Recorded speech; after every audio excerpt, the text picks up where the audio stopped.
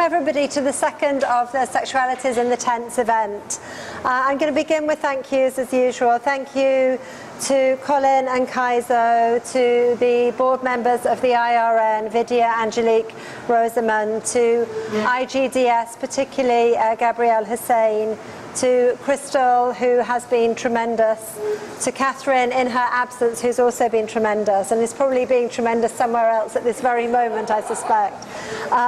To the presenters last night and today, and to the students on the Critical Sexualities course, and to everybody else, thank you for coming.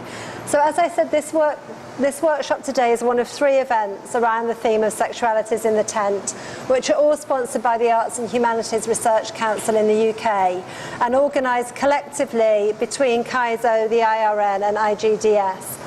So that AHRC funding comes as part of a fellowship project that I'm on at the moment to develop my own work, which is very much the work of a literary critic. And I guess to be very general about my work, what was really motivating me was that when I was going to conferences in the Caribbean, I saw a lot of panels called Queering the Caribbean.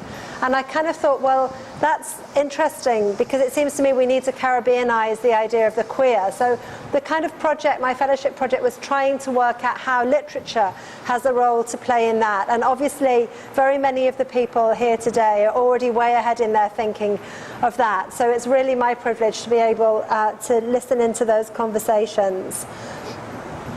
Overall, the idea of these events is to offer gathering points for people working on, thinking about and acting in the field of Caribbean sexuality studies.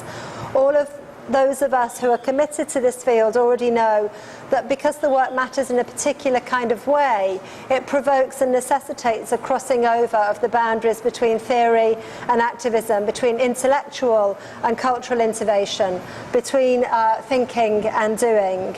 So I think the programme promises to be exceptionally content-rich this morning and very diverse in its perspectives.